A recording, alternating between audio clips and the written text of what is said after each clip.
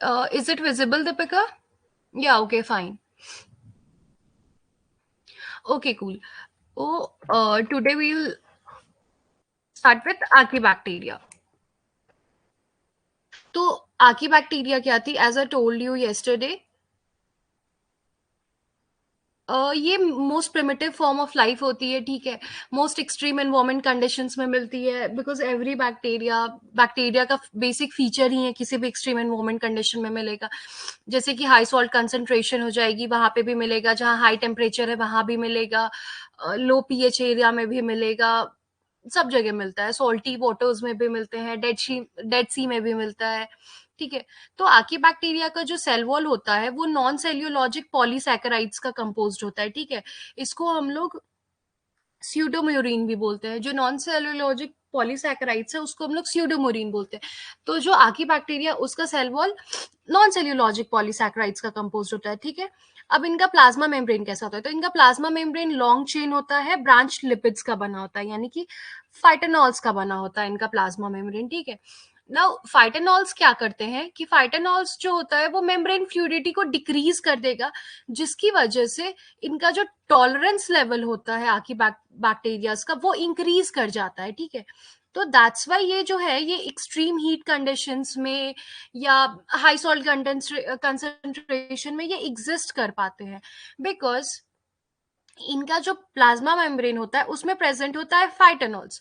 फाइटेनॉल्स क्या करेगा कि मेम्ब्रेन फ्लूइडिटी को डिक्रीज कर देता है, जिसकी वजह से क्या होता है कि इनका टॉलरेंस लेवल इंक्रीज करता है, यानी कि मेम्ब्रेन फ्लूइडिटी डिक्रीज होगी, टॉलरेंस इंक्रीज होगा, ठीक है। इसकी वजह से ये एक्सट्रीम हीट कंडीशंस या फिर जहां पे लो पीएच है वहां पे ये सस्टेन कर पाते हैं, ठीक है। Now types of Archie bacteria, ठीक है। तो कितने टाइप्स के? 3 टाइप्स के आर्की बैक्टीरिया हमें मिलेंगे, ठीक है। पहला होता है हमारा मिथानोजेंस, दूसरा होता है हमारा हैलोफिल्स और तीसरा होता है थर्मोएसिडोफिल्स, ठीक है। तो मिथानोजेंस क्या होते हैं? मिथानोजेंस जो होते हैं वो ऑब्लिगेट एनारोब्स होते हैं, ठीक है। मिथानोजेंस हमारे ऑब्लिगेट एनारोब्स होते हैं ना। ऑब्लिगेट एनारोब्स का मतलब कंप्लीटली एनारोब्स होते हैं। ये ऐसा नहीं होता है कि ये ऑक्सीजन मिला या सर्कमस्टांसेस वैसे हो गए तो ये एरोबिक बिहेव करेंगे, नहीं, ये ऑलवेज ऑलवेज एनारोबिक ही रहेंगे, ठीक है। ये कहाँ मिलते हैं? मार्शी हैबिटेट्स में मिलेंगे, स्वैम्प्स में मिलेंगे, र्यूमिनेंट्स, सीवेज ट्रीटमेंट प्लांट्स में मिलेंगे, ठीक है ना। जो सबसे अबंडेंट जगह होती है मिथानोजेंस की मिलने की, जहां पे सबसे कॉमनली मिलता है, वो होता है काऊ और बुफेलोज के गट में, ठीक है। कुछ एनिमल्स के गट में मिलते हैं ये, for example cause and buffaloes इनके गट में प्रेजेंट होते हैं। और ये जो होता है मिथानोजेंस होता है वो बायोगैस फॉर्मेशन के लिए रिस्पॉन्सिबल होता है, यानी कि ये मिथीन बनाता है जिससे बायोगैस बनता है, जिसको बायोगैस बोलते हैं हम लोग। तो इसके प्रोडक्शन के लिए रिस्पॉन्सिबल है हमारा ये मिथानोजेंस, ठीक है। अब हम लोग बायोगैस कैसे बनाते हैं? तो एज वी ऑल नो कि जितने भी काऊ और बुफेलोज के डंक होते हैं उनसे बनाते हैं हम लोग बायोगैस। तो उनके डंक डंक में एक्चुअली मिथानोजेंस प्रेजेंट होते हैं, जिसकी वजह से कि मीथेन की फॉर्मेशन हो पाती है। तो इन बैक्टीरियाज का एग्जाम्पल क्या हो गया? मिथानोजिनम, मिथानोसार्सिना एंड मिथानोबैक्टीरियम, ये सारे एग्जाम्पल्स हो गए हमारे मिथानोजेंस के। जो दूसरे टाइप की आर्की बैक्टीरिया है हमारी वो होती है हैलोफिल्स, ठीक है। हैलोफिल्स होती है दूसरे टाइप की आर्की बैक्टीरिया। तो हैलोफिल्स क्या होता है हमारा? वो हमारा फैकल्टेटिव एनारोब्स है, यानी कि नॉर्मली तो वो एनारोब्स ही होते हैं, लेकिन वो एरोबिक भी बिहेव कर सकते हैं अगर वैसी कंडीशन हो गई तो, ठीक है। ये कहाँ मिलते हैं हैलोफिल्स? हमें कहाँ मिलेंगे? वो हमें सॉल्ट लेक्स में मिलते हैं, डेड सी में मिलते हैं, या इंडस्ट्रियल प्लांट्स वगैरह में मिलते हैं। मेनली सॉल्ट लेक्स और डेड सीज में ही मिलते हैं ये, ठीक है। नाउ हैलोफिल्स के अंदर क्या होता है कि रेडिश पिगमेंट्स प्रेजेंट होता है, जिसको हम लोग बैक्टीरिया रॉडॉप्स बोलते हैं, ठीक है। तो हैलोफिल्स का कैरेक्टरिस्टिक फीचर ही ये हो गया कि उनके अंदर रेडिश पिगमेंट प्रेजेंट होती है, जिसकी वजह से हैलोफिल्स जो होते हैं हमारे वो रेड अपीयर होते हैं, ठीक है। वो उसके मेम्ब्रेन में प्रेजेंट होता है, जो क्या करता है कि सनलाइट ट्रैप करता है और एटीपी का फॉर्मेशन डायरेक्टली करता है, ठीक है। इसका इंपॉर्टेंट फीचर यही है कि ये एटीपी फॉर्मेशन डायरेक्टली करता है और अपीयर भी रेड होता है क्योंकि रेडिश पिगमेंट प्रेजेंट होती है। नाउ ये सॉल्टी वाटर में क्यों सरवाइव कर पाते हैं? ठीक है, हैलोफिल्स जो होते हैं हमारे वो सरवाइव करते हैं सॉल्टी वाटर में, क्योंकि उनके जो सेल मेम्ब्रेन होते हैं उसके अंदर प्रेजेंट होता है ब्रांच चेन लिपिड्स, ठीक है। ब्रांच चेन लिपिड्स प्रेजेंट होती है उनकी सेल मेम्ब्रेन में, इसकी वजह से वो सॉल्टी लेक्स या सॉल्टी वाटर में सर्वाइव कर पाते हैं, सीज और लेक्स वगैरह में, ठीक है। इसका एग्जाम्पल हो गया हेलोबैक्टीरियम, हेलोकॉकस, ठीक है। Now third type of archaebacteria we are having is thermoacidophiles, ठीक है। तो थर्मोएसिडोफिल्स भी क्या होता है, फैकल्टेटिव एनारोब्स होते हैं। जो हमारा पहला था मिथानोजन, सिर्फ वो ऑब्लिगेट एनारोब होता है, बाकी हैलोफिल्स और थर्मोएसिडोफिल्स जो होते हैं हमारे, वो फैकल्टेटिव एनारोब्स होते हैं, ठीक है। थर्मोएसिडोफिल्स हमें कहाँ मिलता है, हॉट वाटर स्प्रिंग्स में मिलेगा, जहां पे टेम्परेचर हाई होती है और पीएच लो होती है, ठीक है। जितने भी हॉट वाटर स्प्रिंग्स होते हैं वहां मिलता है, जहां का टेम्परेचर हाई होता है, गर्म पानी होता है, गर्म एरिया होता है, वहां मिलता है, ठीक है। तो अब ये जो थर्मोएसिडोफिल्स है ये हाई टेम्परेचर क्यों टॉलरेट कर पाता है, क्योंकि इसका जो प्रोटीन होता है उसके अंदर हमें मिलता है होमोपोलर बॉन्ड्स, ठीक है।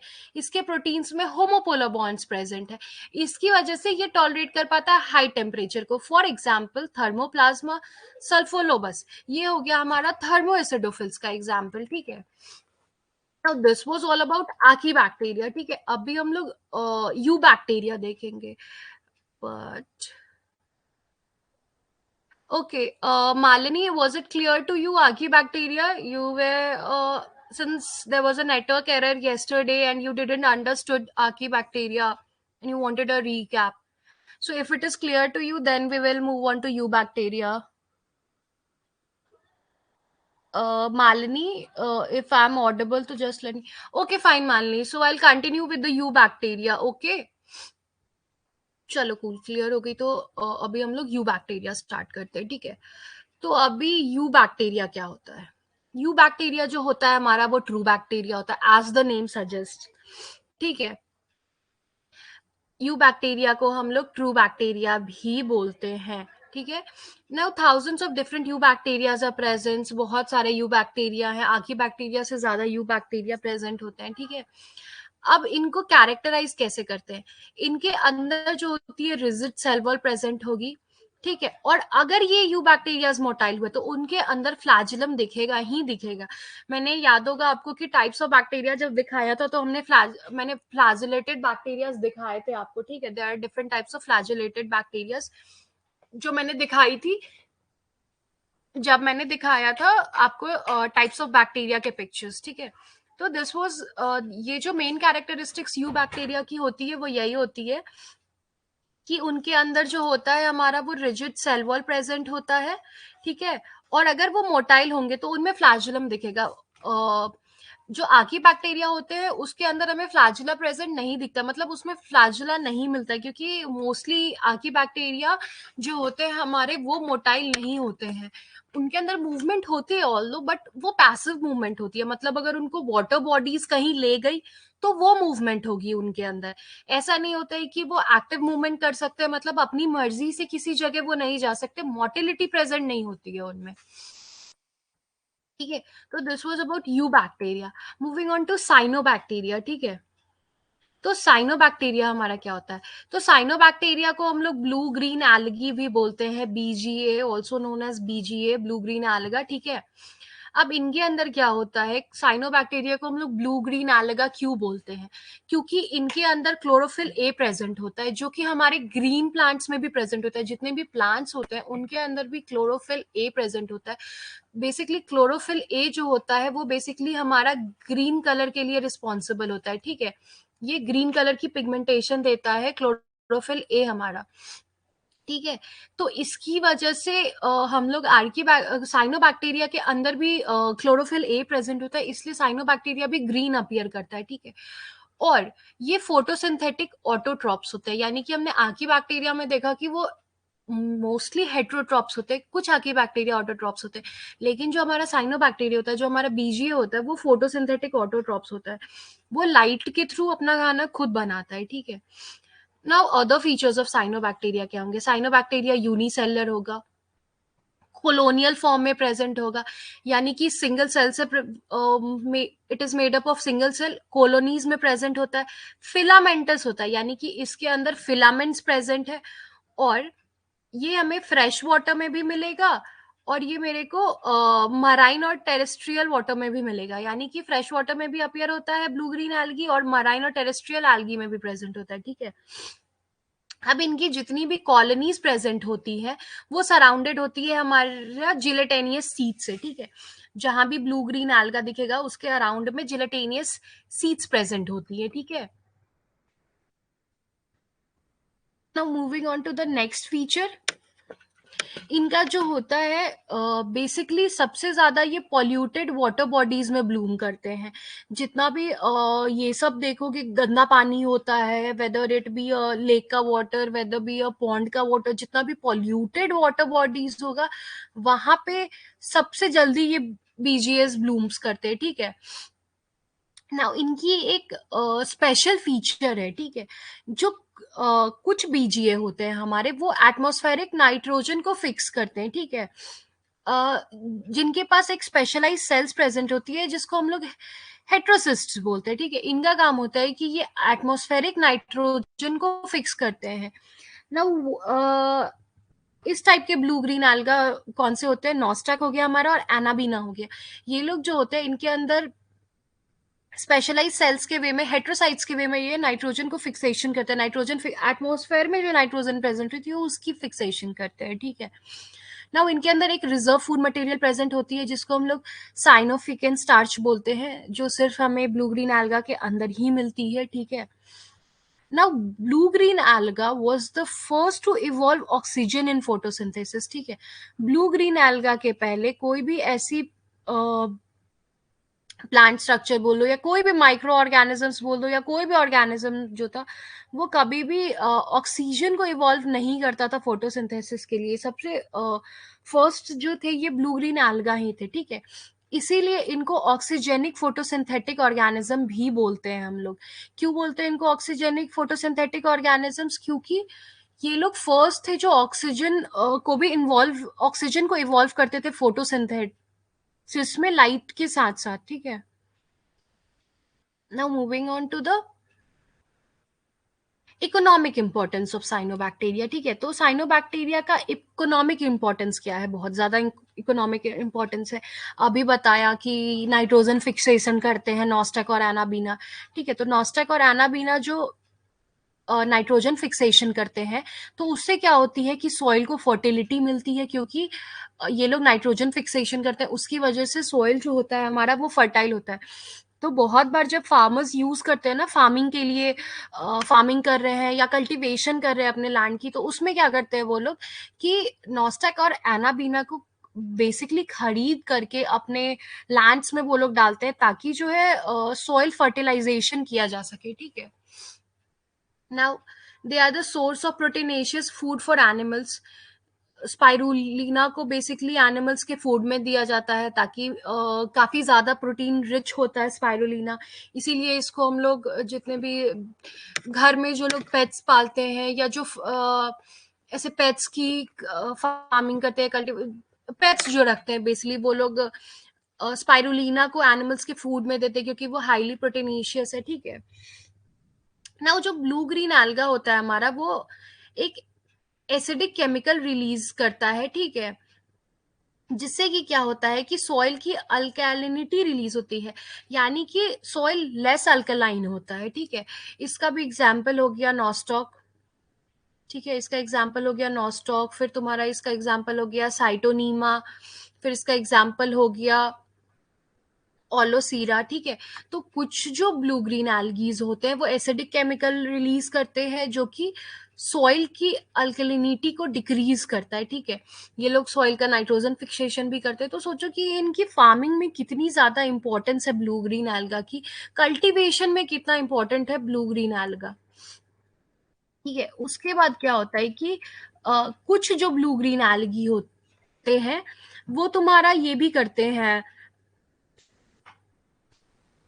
टॉक्सिन रिलीज करते हैं जिसकी वजह से जो एनाबीना है वो जो भी लार्वा होती है ना, मॉस्किटो की लार्वा होती है वाटर्स में जो हो जाती है, एनाबीना हो गया, ओलोसेरा हो गया, ये सब जो होता है ना ये लार्वा का भी प्रोडक्शन कम करता है वाटर में, ठीक है। इसका एक इकोनॉमिक इंपॉर्टेंस ये भी है कि जो जैसे वाटर बॉडीज है उसमें तो यूजुअली मस्कीटोज लार्वा दे देते हैं ना, तो उसमें जब अगर एनाबीना या तुम्हारा ओरोसीला हो गया, इन सबको अगर उसमें डाल दिया जाए तो उसमें वो लोग क्या करते हैं कि इनहिबिट कर देते हैं मॉस्किटो की ग्रोथ को। ठीक है, अभी उसके बाद आते हैं माइकोप्लाज्मा पे। ठीक है, तो पहला हमने पढ़ा आर्की बैक्टीरिया, दूसरा था यू बैक्टीरिया, तीसरा हमने पढ़ा साइनो बैक्टीरिया। तो फोर्थ वन इज माइकोप्लाज्मा। ना माइकोप्लाज्मा क्या है? माइकोप्लाज्मा और organisms that completely lack a cell wall, यानी कि इसके अंदर बिल्कुल भी सेल वॉल प्रेजेंट नहीं होगी। यू बैक्टीरिया था हमारा, ट्रू बैक्टीरिया था जिसमें सेल वॉल प्रेजेंट थे, बट माइकोप्लाज्मा के अंदर सेल वॉल नहीं होता है, बिल्कुल भी नहीं होता है। ये जो होते हैं ये सबसे स्मॉलेस्ट लिविंग सेल होते हैं, मतलब बैक्टीरिया में भी जो सबसे स्मॉलेस्ट है वो हमारा माइकोप्लाज्मा है। ठीक है, they are the smallest living cells known and can survive without oxygen, यानी कि इनको ऑक्सीजन की जरूरत नहीं है, ये बिना ऑक्सीजन के भी सर्वाइव कर लेते हैं। और सबसे smallest living creature till date जो भी डिस्कवर हुए हैं वो माइकोप्लाज्मा है। ठीक है, many mycoplasma are pathogenic in animals and plants. ठीक है, बहुत सारे माइकोप्लाज्मा होते हैं जो एज अ पैथोजेंस एनिमल्स और प्लांट्स में मिलते हैं। ठीक है,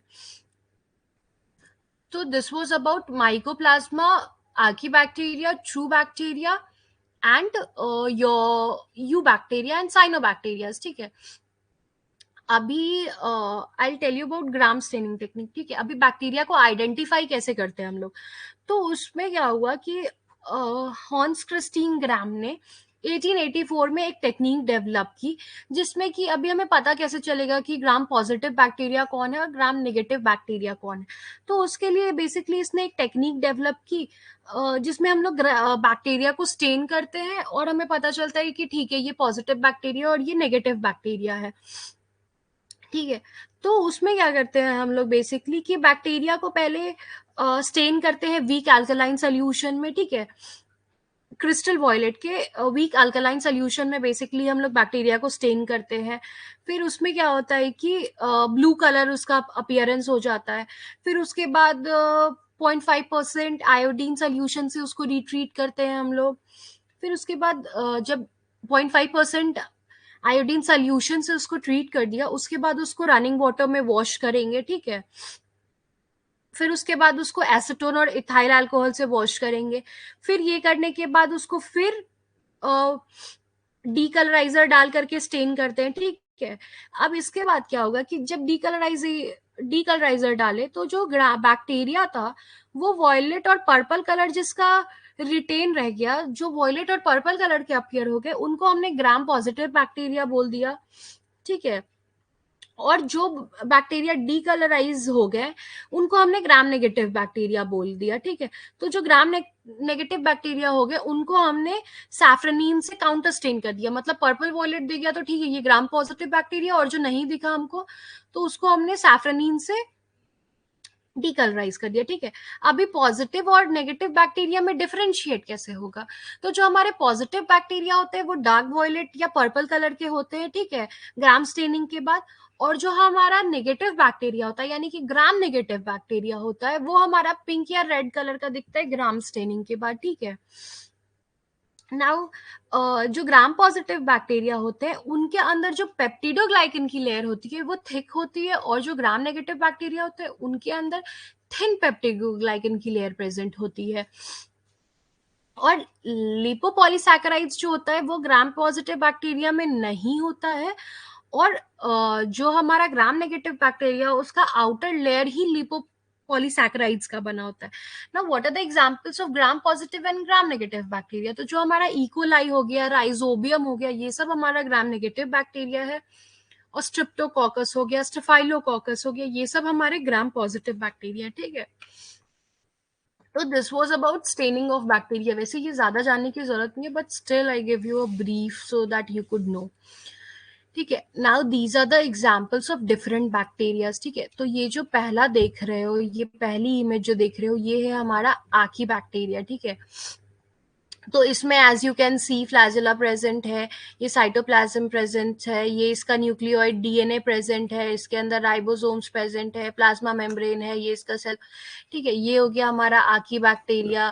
फ्लैजेला है, ये पिलाई है, ये सेल वॉल्स है, न्यूक्लियोइड रीजन्स प्रेजेंट है। इतने डीप में basically structure you people don't have to study, but still ऐसे एटलीस्ट ऐसे विजुअलाइज रहेगा तो एटलीस्ट यू कुड नो कि क्या है। ठीक है, ये है हमारा नॉस्टॉक। इसको बेसिकली हम लोग ब्लू ग्रीन एल्गा बोलते हैं। Nostoc is an example of blue green alga. तो देखो मैंने बताया था ना कि ये जहां भी प्रेजेंट होते हैं, इनकी कॉलोनीज में म्यूसिलेजिनियस सीड्स प्रेजेंट होती है, बेसिकली जो आउटर कवरिंग होती है वहां पे होती है। ठीक है, फिर इनके बीच में देखो, सेंटर में यहाँ पे देखो इनके हेट्रोसाइट्स प्रेजेंट है। तो ये हेट्रोसाइट्स क्या करता है, नाइट्रोजन फिक्सेशन करता था। हेट्रोसाइट्स जो था वो नाइट्रोजन फिक्सेशन करता था। तो ये है नोस्टा का एग्जाम्पल। और ये जो देख रहे हो ये है माइकोप्लाज्मा। देखो इसमें सेल वॉल प्रेजेंट नहीं है, लाइपोप्रोटीन मेम्ब्रेन आउटर कवरिंग है इनकी, फिर इनके अंदर सॉल्यूबल आरएनए प्रेजेंट है, डीएनए प्रेजेंट है, और इनके अंदर सॉल्यूबल प्रोटीन्स है। देख लो जितनी भी चीजें प्रेजेंट है वो सॉल्यूबल है इनके अंदर, और इनका कोई भी एक पर्टिकुलर सेल वॉल नहीं है। ठीक है, इनके अंदर जो है लाइपोप्रोटीन मेम्ब्रेन जो होती है ये इसकी आउटर लेयर होती है माइकोप्लाज्मा की। ठीक है, तो this was about bacteria, different types of bacterias. ठीक है, अभी हम लोग पढ़ेंगे, हमने पढ़ा कि बैक्टीरिया में एसेक्सुअल रिप्रोडक्शन होता है। तो रिप्रोडक्शन बैक्टीरिया में कैसे होते हैं, और बैक्टीरिया का इकोनॉमिक इम्पोर्टेंस क्या है, और इनके हार्मफुल इफेक्ट्स क्या है बैक्टीरिया के, अभी वो पढ़ेंगे। तो till date it is clear. Okay guys, till now it was clear to you people. Shall I move on to the reproduction and economic importance? Malini, Deepika, types of bacteria was clear to you people?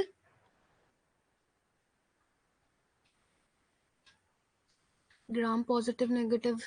Actually, Malini, this is not important for you, just for the study purpose. I told you, okay, if you want that notes, so I'll separately make a note and give it to you. Don't worry.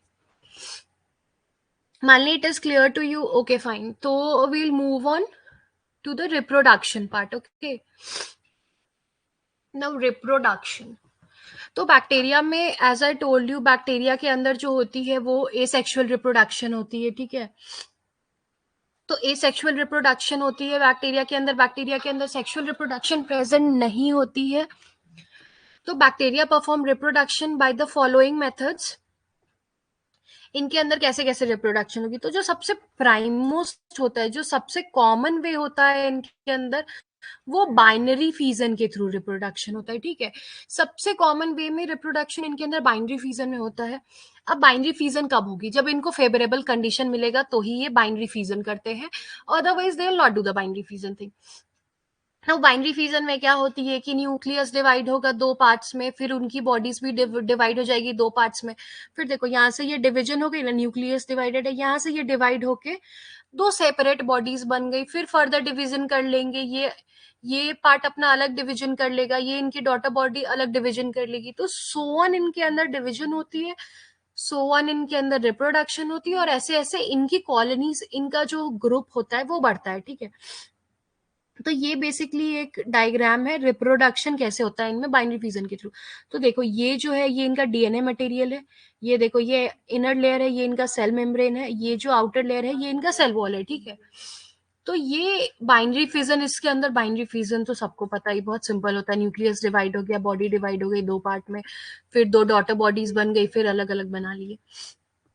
तो ऐसे इनके अंदर binary fusion होती है ना। दूसरा वे जो होता है इनका, ये एंडोस्पोर के थ्रू डिवीजन होता है। ठीक है, अब क्या होगा कि अगर वो तो फेवरेबल कंडीशंस में हो गया, लेकिन जब एडवर्स कंडीशंस होगी तो ये लोग एंडोस्पोर के थ्रू डिवाइड करते हैं। ठीक है, ना व्हाट इज एंडोस्पोर्स। ठीक है, तो जो इनका एंडोस्पोर्स होता है वो थिक वॉल्ड होता है, हाईली रेजिस्टेंट होता है, और सराउंडेड बाय 4 लेयर्स होता है। तो बेसिकली एंडोस्पोर में 4 लेयर प्रेजेंट होती है, एक्सोस्पोरियम, स्पोर कोट, कॉर्टेक्स और कोर वॉल और स्पोर वॉल।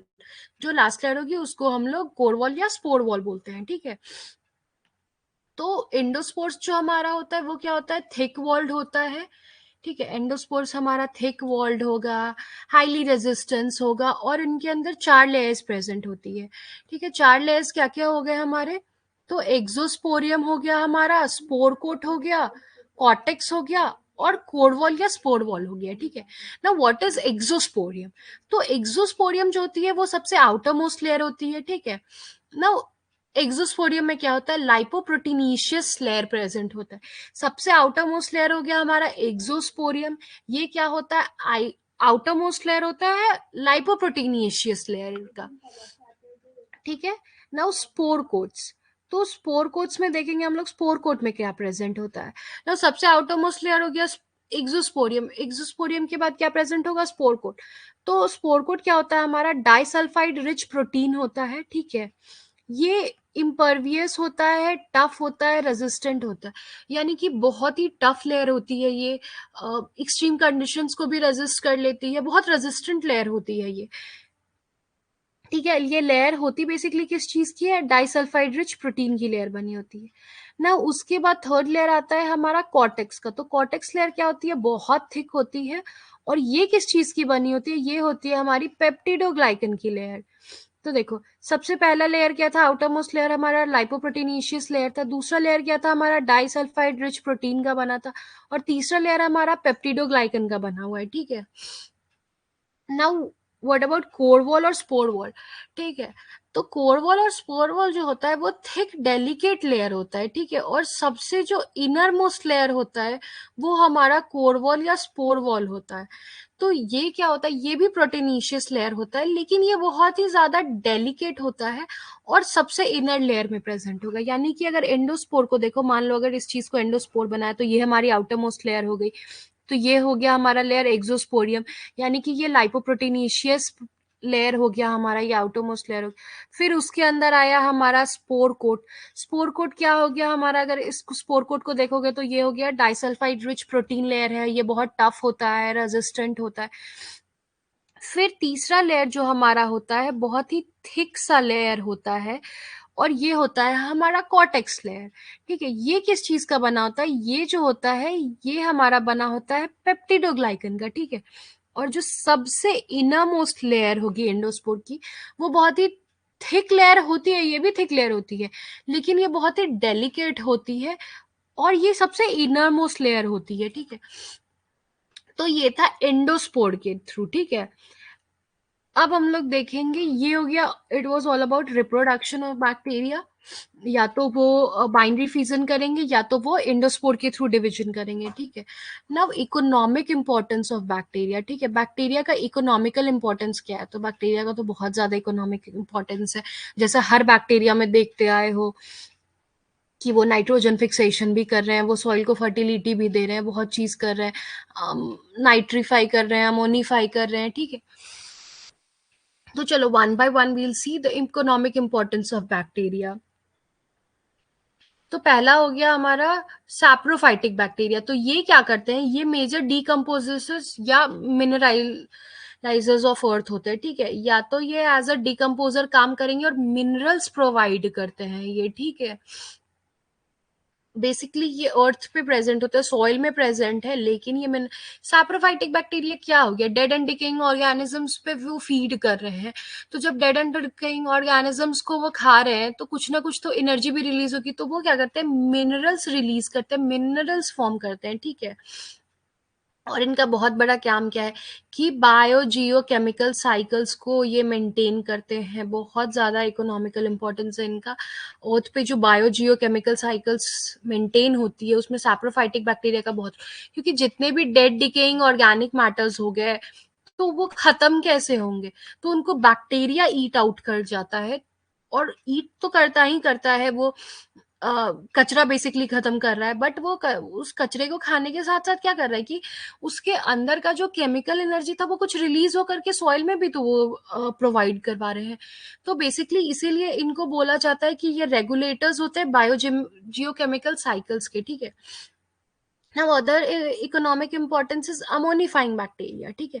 अमोनिफाइंग बैक्टीरिया क्या करता है कि ये नाइट्रोजीनस कंपाउंड्स को डेड प्लांट्स के और एनिमल्स के जितने होते हैं या उनका जो भी एक्सक्रीटरी प्रोडक्ट्स होता है उसको क्या करता है, नाइट्रोजिनस कंपाउंड्स को ये बेसिकली कन्वर्ट करता है अमोनिया में, ठीक है।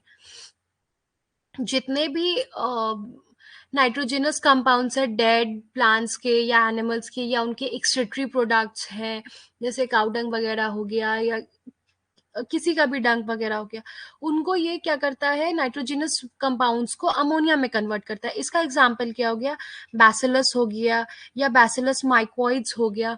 तो ये अमोनिफाइंग बैक्टीरिया का एग्जाम्पल है। Now the other economic importance is nitrifying bacteria, ठीक है। तो ये क्या करते हैं, एक ये हो गया हमारा कि नाइट्रोजिनस वेस्ट को कन्वर्ट कर रहा था अमोनिया में। Now there are some bacteria जो क्या करते हैं कि अमोनिया को कन्वर्ट करते हैं नाइट्रेट्स में।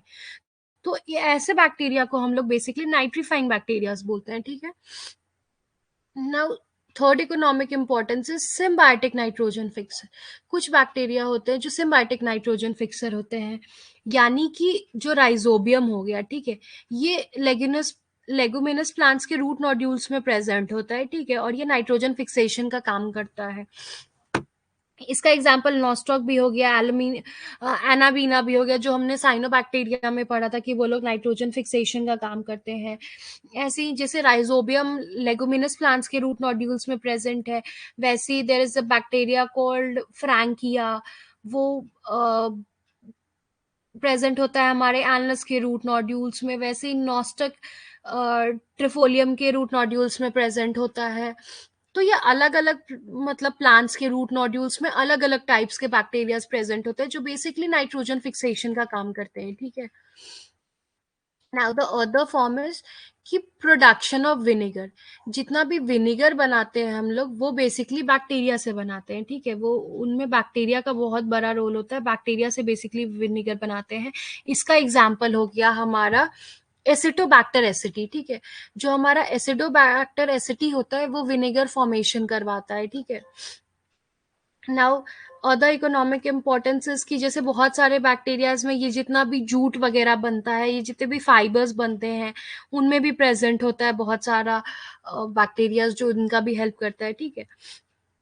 नाउ एक वर्ड होती है सिंगल सेल प्रोटीन, ठीक है, इसको हम लोग बोलते हैं SCP, ठीक है, सिंगल सेल प्रोटीन। ना what is single cell protein, ठीक है। तो जो बायोमास ऑफ माइक्रो ऑर्गेनिजम्स होते हैं जो ऑब्टेन होते हैं कल्चरिंग और हार्वेस्टिंग और ड्राइंग करने के बाद, मतलब उनको कल्चर करके, उनको हार्वेस्ट करके, उनको ड्राई करके, जो भी ड्राइड जो बायोमास होता है माइक्रो ऑर्गेनिजम्स का जो ऑब्टेन किया जाता है, बेसिकली उसको हम लोग सिंगल सेल प्रोटीन बोलते हैं, यानी कि ऑल्सो नोन एज SCP, ठीक है। तो SCP क्या होता है कि जितना भी SCP जो बेसिकली ये जो ड्राइड बायोमास होते हैं उसको हम लोग क्या करते हैं, उसको हम लोग as a protein source use करते हैं एनिमल्स को फीड करने के लिए। और बहुत बार जो ये प्रोटीन्स लेते हैं जितने भी लोग, जो फूड सप्लीमेंट्स में ह्यूमन बींग्स भी जो होते हैं वो SCP को ही कंज्यूम करते हैं, ठीक है। तो बेसिकली SCP को प्रोटीन सोर्स माना जाता है, या तो एनिमल को फीड किया जाता है या ह्यूमन बींग्स भी जो प्रोटीन लेते हैं उसमें भी बैक्टीरिया ही होता है। ये जितना भी वे प्रोटीन्स देख रहे हो या सुन रहे हो, बेसिकली वो भी dried biomass of organism micro organisms ही हैं, जिनको कि बेसिकली एक प्रोसेस के थ्रू कल्टीवेट करके, हार्वेस्ट करके और प्रोटीन सोर्स बनाया जाता है। Now production of lactic acid is also done by bacteria, ठीक है। तो इनमें क्या होता है कि लैक्टिक एसिड बैक्टीरिया जो एक्टिविटी परफॉर्म करती है बेसिकली उसकी वजह से लैक्टिक एसिड फॉर्मेशन होता है। फिर एंटीबायोटिक्स में बैक्टीरिया का बहुत यूज है, ठीक है। बहुत सारे एंटीबायोटिक्स होते हैं जो कि बेसिकली बैक्टीरिया से, सारे एंटीबायोटिक्स बेसिकली बैक्टीरिया से ही ऑब्टेन होते हैं। मेनली इनमें क्या होता है, कौन सी बैक्टीरिया, या तो यू बैक्टीरिया यूज करते हैं या एक्टिनोमाइसीट्स यूज करते हैं। बेसिकली इन्हीं दो बैक्टीरिया से हम लोग एंटीबायोटिक्स बनाते हैं ना। विटामिन सप्लीमेंट्स भी जो होती है हमारी, या फूड में जो विटामिन ऐड की जाती है वो भी हम लोग बैक्टीरिया से ही ऐड करते हैं। फॉर एग्जांपल क्लॉस्ट्रीडियम ब्यूटिलिसियम, ये क्या होता है कि इनको राइबोफ्लेविन जो है ये इसको प्रिपेयर करने के लिए हम लोग इसको यूज करते हैं। तो इन अ सेम वे, ठीक है। नाउ दूसरा इकोनॉमिक इंपॉर्टेंस इसका क्या है, इंजाइम्स। नाउ बहुत सारे एंजाइम्स ऐसे होते हैं जिनको कमर्शियली बनाया ही जाता है बैक्टीरियल एक्टिविटीज के थ्रू वेरियस पर्पस के यूज के लिए, ठीक है। बहुत सारे एंजाइम्स को बनाया जाता है, जैसे कि स्ट्रिप्टोकाइनेज बनता है। स्ट्रिप्टोकाइनेज नाम का एक एंजाइम होता है बेसिकली जो हम लोग स्ट्रिप्टोकॉकस से बनाते हैं, ठीक है। फिर प्रोटीएज नाम की एक एंजाइम होती है जो हम लोग बैसिलस सबटिलिस से बनाते हैं। ऐसे पेक्टिनेज है, बहुत सारे एंजाइम्स है, स्ट्रिप्टोकाइनेज हो गई, प्रोटीएज हो गई, पेक्टिनेज हो गई, ये सारे एंजाइम्स हम लोग बेसिकली बैक्टीरिया से बनाते हैं, डिफरेंट डिफरेंट बैक्टीरिया से। तो this was about the economic importance of bacteria.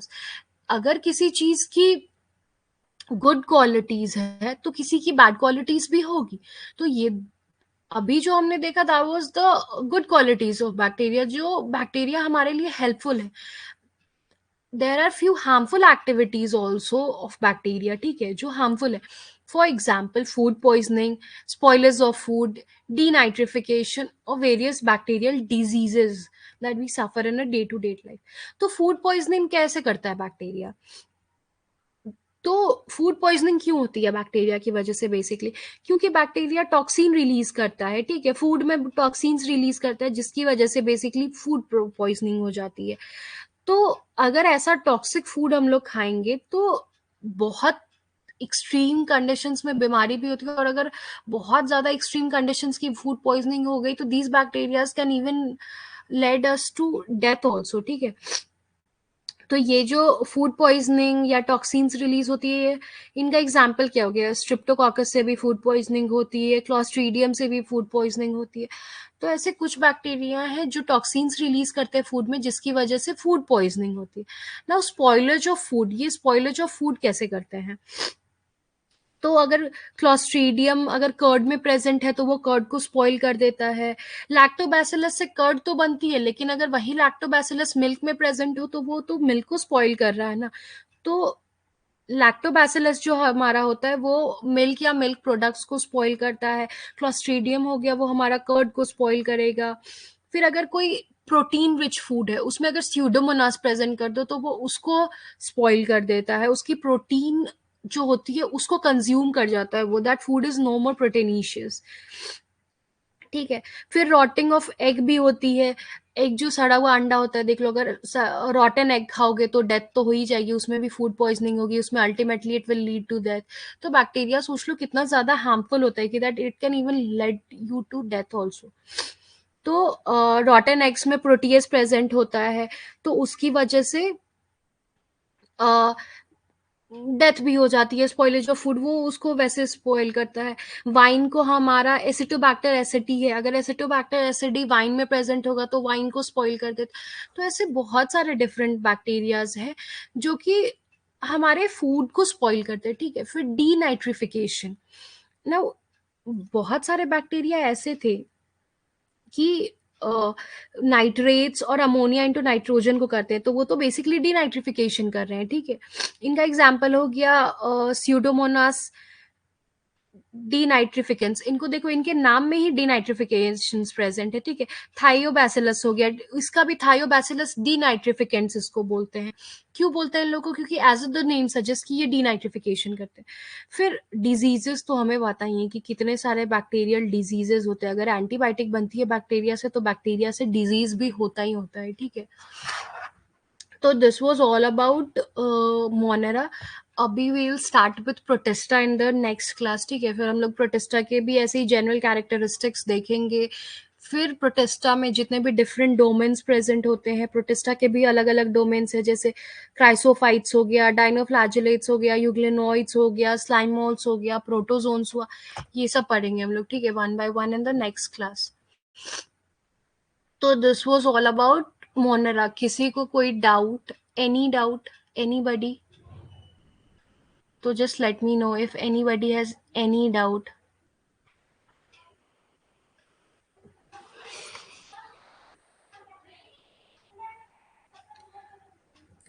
Deepika, Malini, anybody, any doubt? Okay, somebody else also joined the class today.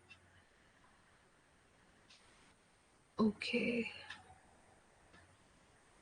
Okay, fine, guys. So you people don't need a recap in the next class of Monera. We'll start with the Protestana directly, or you people need a recap about Monera.